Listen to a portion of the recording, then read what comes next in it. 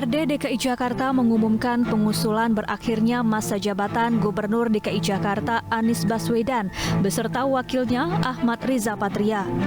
Masa jabatan Anies dan Riza Patria diketahui akan resmi berakhir pada 16 Oktober 2022 mendatang. Berdasarkan ketentuan tersebut, maka Saudara Anies Rashid Baswedan dan Saudara Insinyur Haji Ahmad Riza Patria masing-masing sebagai Kepala Daerah dan Wakil Kepala Daerah DKI Jakarta masa jabatan 2017-2022 diusulkan pemberhentian sebagai Kepala Daerah dan Wakil Kepala Daerah. Usai mengumumkan pemberhentian Anies Baswedan dan Ahmad Riza Patria, agenda dilanjutkan dengan rapat pimpinan gabungan untuk menentukan 3 nama calon pejabat Gubernur DKI Jakarta yang akan diserahkan kepada Kemendagri. 3 nama yang mencuat untuk menggantikan Anies Baswedan antara lain Kepala Sekretariat Presiden Heru Budi Hartono, Sekretaris Daerah DKI Jakarta Marullah Matali, serta Dirjen Politik dan Pemerintah Umum Kemendagri Bahtiar. Sementara itu, Gubernur DKI Jakarta Anies Baswedan mempercayakan proses pergantian dirinya pada ketentuan yang berlaku. Anies menegaskan pilihan pribadinya tidak berpengaruh terhadap sosok yang akan dipilih Kemendagri. Ini adalah sebuah proses demokrasi. Kita mempercayakan kepada rakyat dalam hal ini karena masanya transisi maka ditentukan oleh pemerintah pusat. Kita percayakan pada proses. Jadi ini bukan selera pejabat sebelumnya, tapi ini soal proses yang dihormati.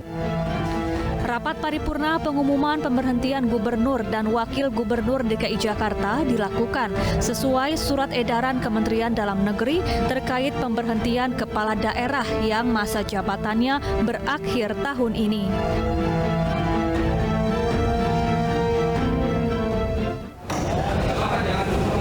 Pemirsa, anggota Komisi 1 DPR fraksi PDIP Effendi Simbolon meminta maaf kepada seluruh jajaran TNI.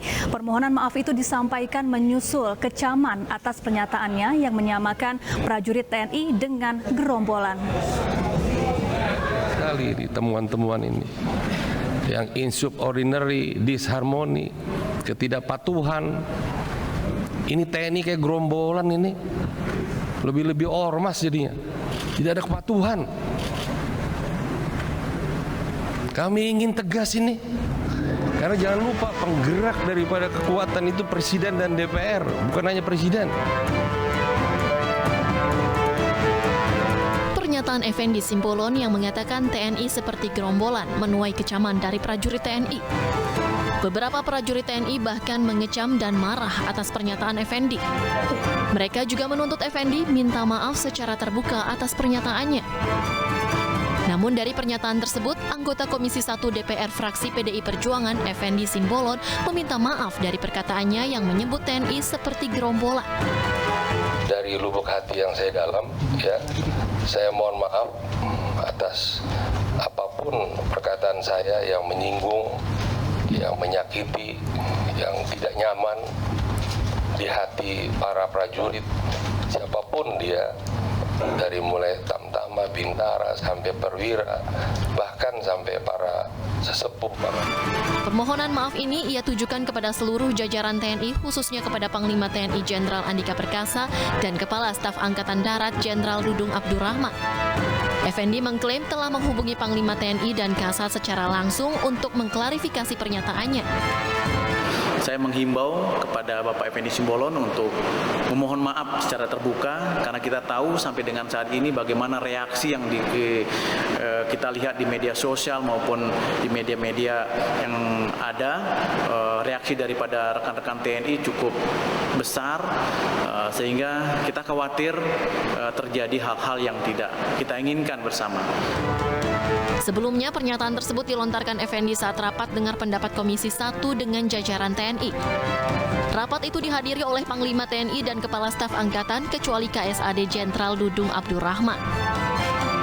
Hal itulah yang menyulut Effendi melontarkan pernyataannya yang menyamakan prajurit TNI dengan gerombolan dan ormas.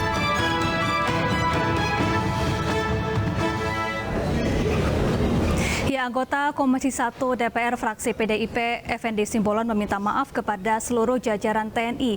Permohonan maaf itu disampaikan menyusul kecaman atas pernyataannya yang menyamakan prajurit TNI dengan gerombolan. Untuk membahasnya kami sudah bersama dengan narasumber kami di studio, ada Ibu Susaning Tias Kertopati, pengamat intelijen yang juga berpengalaman sebagai anggota Komisi 1 DPR RI. Selamat malam Bu Nuning, apa kabar? Malam Mbak Safa. Ya, Bu Nuning, bagaimana tanggapan Anda mendengar pernyataan anggota DPR Effendi Simbolon yang menyebut anggota TNI seperti gerombolan yang kemudian juga membuat TNI AD merasa tidak nyaman? Ya, kalau saya sebagai kawan beliau ya, sama-sama saya mantan anggota DPR dan beliau masih di Komisi 1, melihat Pak Effendi Simbolon keras sih saya tidak kaget, tapi saya kaget ketika Pak Effendi Simbolon menyampaikan bahwa TNI seperti gerombolan. Saya sendiri sebagai putri seorang TNI ya, rasanya di mana gitu. Jadi menurut saya Pak Effendi Simbolon ini mungkin mendapatkan masukan atau appeal dari orang lain sehingga menyampaikan hal itu, terlebih memang dalam kondisi tersebut yang seharusnya Kasat hadir tetapi karena ada penugasan jadi Kasat tidak hadir. Itu yang mendorong ya, yang saya dengar begitu, itu mendorong dirinya untuk bicara seperti itu. Tapi sebenarnya tidak perlulah mengatakan bahwa TNI itu seperti gerombolan. Memang kalau dilihat komunikasi politiknya Mbak Safa di DPR itu, kalau menurut teori ya Erving Goffman itu ada dramaturgi, ada panggung depan, panggung tengah, dan panggung belakang. Jadi ketika panggung depan kita bicara, katakan ada di RDP, itu kan tension kita kan bagaimana kita bertanya kepada mitra. Tetapi ketika di belakang ya semua friend ya. Tetapi kan dalam hal ini menyangkut institusi besar yaitu TNI, di mana mereka memiliki sabta marga yang harus dipatuhi. Lah tiba-tiba disampaikan bahwa seperti gerombolan. Ya itu suatu hal yang memang wajar saja kalau marah TNI. Baik, Bu Nuning dan pemirsa, kita juga sudah terhubung bersama dengan anggota MKD DPR, ada Pak Habibur Rahman, ada Wakil Ketua MKD DPR Pak Habibur Rahman. Selamat malam Pak Habibur Rahman, apa kabar?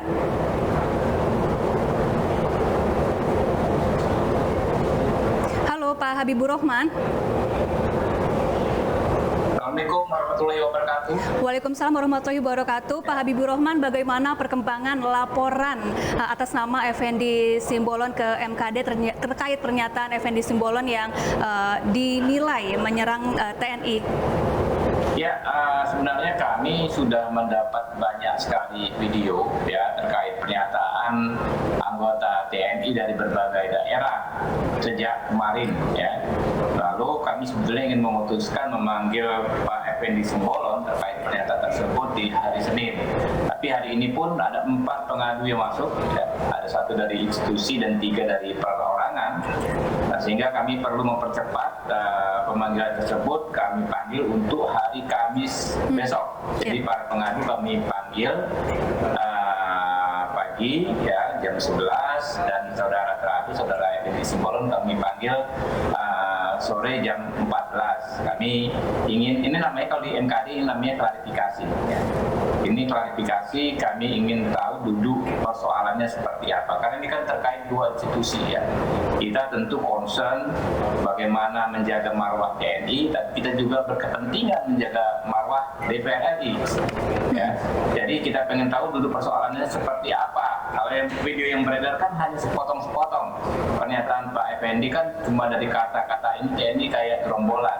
Tapi kami juga nggak tahu konteksnya seperti apa. Sebab kalau bicara komunikasi kan kita nggak bisa bicara hanya sepenggal-sepenggal, kita bicara teks dan konteksnya juga ya. Konteksnya seperti apa. Apalagi ini kan pernyataan yang spontan lisan ya. Karena itu kami berkepentingan manggil para pihak duduk bersama. Kami yakin ya kalau sudah dipanggil ke depan kita kita bisa mendapatkan situasi yang lebih adem, lebih clear. Hati boleh panas, kepala harus tetap dingin.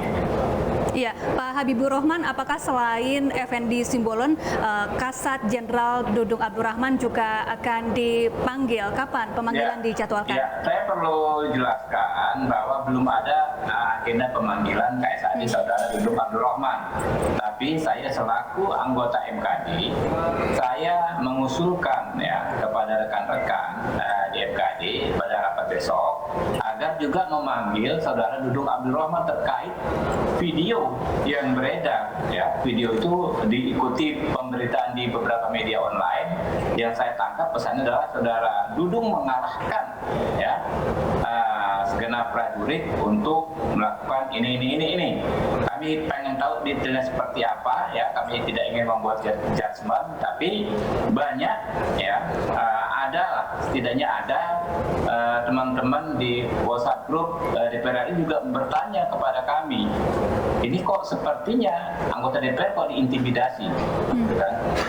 Nah, kami juga pengen tahu seperti apa, apakah memang intimidasi, apakah memang sebagai ekspresi saja aspirasi dari masyarakat. Kami pengen tahu dulu persoalannya. Jadi kami perlu garis bawahi dalam penyelesaian masalah ini, kami tidak mengedepankan pendekatan menang-menangan, ya.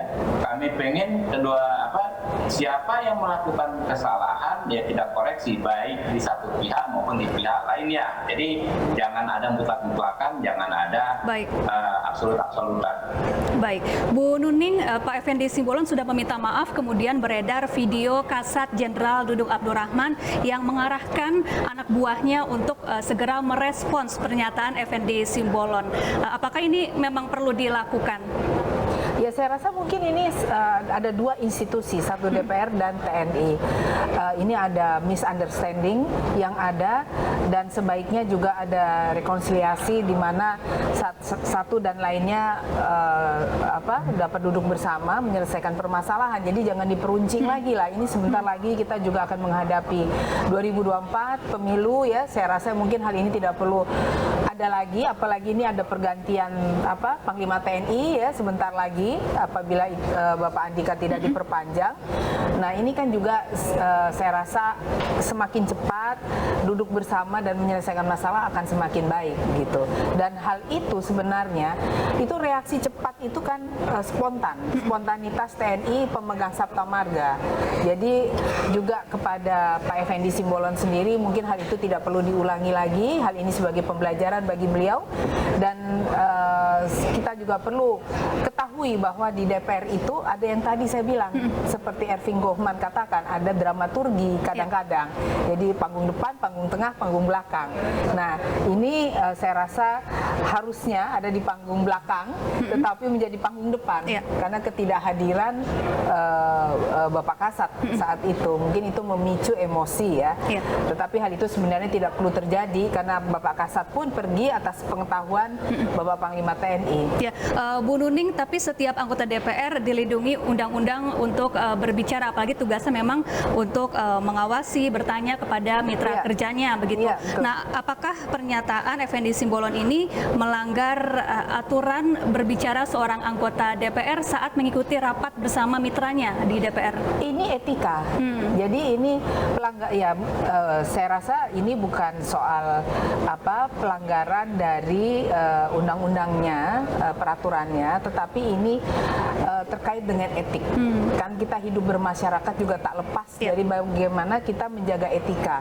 Jadi menurut pandangan saya hal ini tak perlu terjadi apabila di dalam menyampaikan pendapatnya itu juga dalam koridor yang bukan untuk pembunuhan karakter bagi institusi yang sedang dihadapinya begitu. Baik, Pak Habibur Rahman, Effendi Simbolon sudah menyatakan permohonan maafnya. Kemudian apabila pihak TNI dalam hal ini Kasat TNI AD Jenderal Dudung Abdurrahman memberikan maafnya kepada Effendi Simbolon, apakah ini kemudian akan menggugurkan laporan Effendi Simbolon di MKD? Ya, kita nggak bisa menyampaikan pernyataan yang prematur ya, karena saya sebagai anggota MKD dilarang mengeluarkan pendapat terlebih dahulu sebelum adanya putusan. Ya, tapi Tapi semua hal akan kami pertimbangkan. Prinsipnya MKD menginginkan agar persoalan ini bisa selesai dengan baik. Ya. Kehormatan DPR terjaga, kehormatan TNI terjaga. Siapa yang salah kita koreksi bersama. Kurang lebih begitu. Baik, Bu Nuning, salah satu pernyataan Effendi Simbolon yang kemudian menuai perhatian saat ini adalah Effendi Simbolon menyebut bahwa ada dugaan ketidakharmonisan di tubuh TNI. Sepengamatan Anda sebetulnya bagaimana hubungan antar prajurit di TNI saat ini? Saya rasa sampai hari ini saya melihat baik-baik saja, tidak ada satu disharmoni di dalam tubuh TNI. Kemarin juga Bapak Panglima TNI Jenderal Andika Perkasa sudah mengatakan bahwa hubungannya dengan Bapak Kasat itu baik-baik saja. Jadi juga hal ini saya rasa tidak perlu menjadi satu pembahasan sehingga dapat menimbulkan gesekan-gesekan baru yang akan merugikan bangsa dan negara. Baik, terima kasih Ibu Susaning Tias Kertopati, pengamat intelijen, dan juga Pak Habibur Rahman, Wakil Ketua MKD DPR, telah bergabung bersama kami di iNewsroom. Pemirsa, kami akan kembali usai jeda berikut, tetaplah di iNewsroom.